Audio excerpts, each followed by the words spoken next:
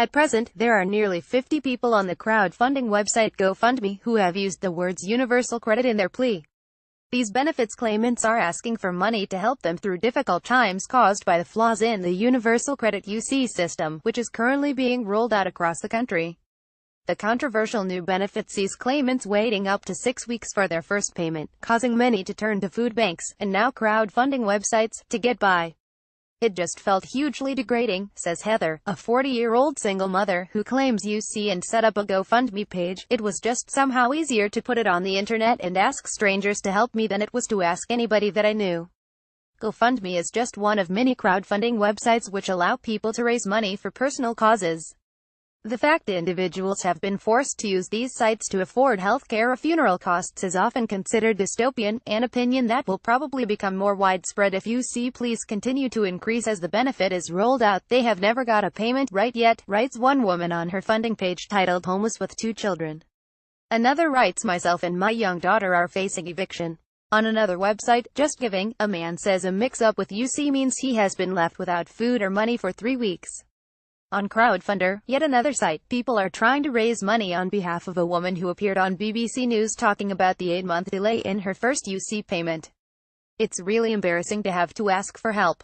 I'm really quite a proud person and I don't like to ask for help, says Heather, who set up her crowdfunding page after her UC payments were sanctioned for 2 months. Heather first claimed UC in September 2016, after she left a job as a receptionist due to developing a condition that means her legs easily fracture. In the 6 weeks she had to wait for her money, 2 rent payments were due. By the time I got my first payment, which was just over £1,000, I already was £1,200 in debt, she says, explaining that her landlord allowed her to delay paying rent until the money arrived.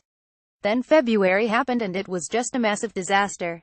When everything that could possibly go wrong goes wrong, she sobs.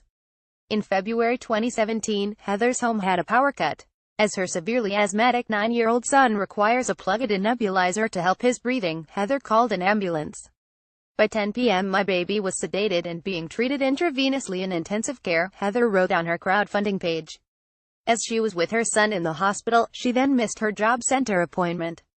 In response, the Department for Work and Pensions (DWP) sanctioned her, meaning she received no UC for 2 months. Her landlord, unable to cover his own mortgage payments, asked her to move out.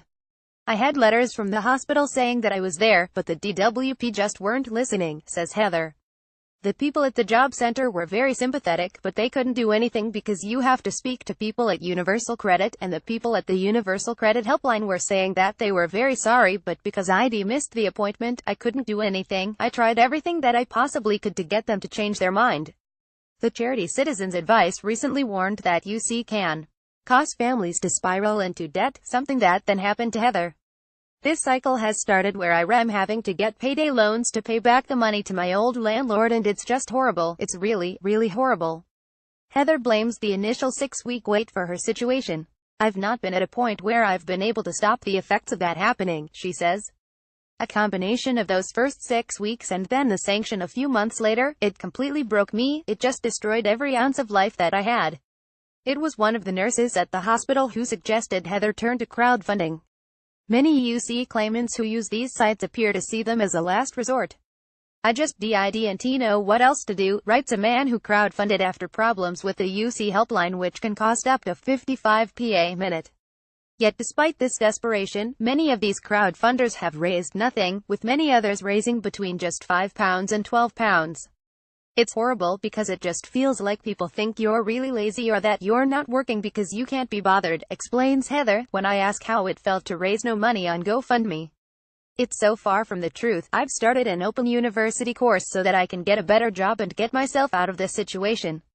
In 1834, a new poor law was implemented. This act entrenched the notions of the deserving and undeserving poor into law, with many able-bodied people considered lazy and unworthy of help. In 2011, the Archbishop of Canterbury warned that this language was returning, and it's easy to see how crowdfunding can be damaging in this way. In order to earn the money they ask for, UC claimants have to present a sob story that rids them of any vice, and sanitizes the complex realities of existence. Heather's story is more complex than a paragraph on a crowdfunding site allows. The pain medication she takes for her legs means she feels like a drug addict, and she sometimes keeps her son off school because of embarrassment about her situation. I've had to keep him off school because I can only give him cereal for lunch, but I can't send him into school with a bowl of cereal, she says, crying. I know that so many people say that, yeah, these parents can afford mobile phones, she goes on. I do have a mobile phone and it's not hugely expensive, but without that, if something was to happen to your child, I need to be able to contact help. Placing her plea online exposes Heather to these kinds of criticisms, and further entrenches the archaic and wrong-headed idea that some people are more deserving of help than others.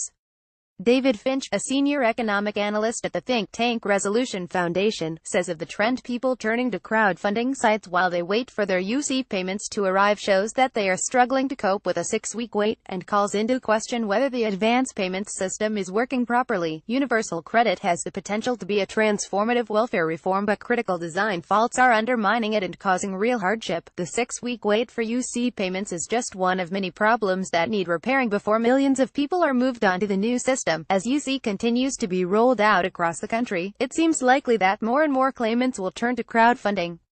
Like many, Heather is calling for the rollout to stop. I have no doubt at all that welfare needs to be reformed, but this is not welfare reform, she says. It's going to really hurt people.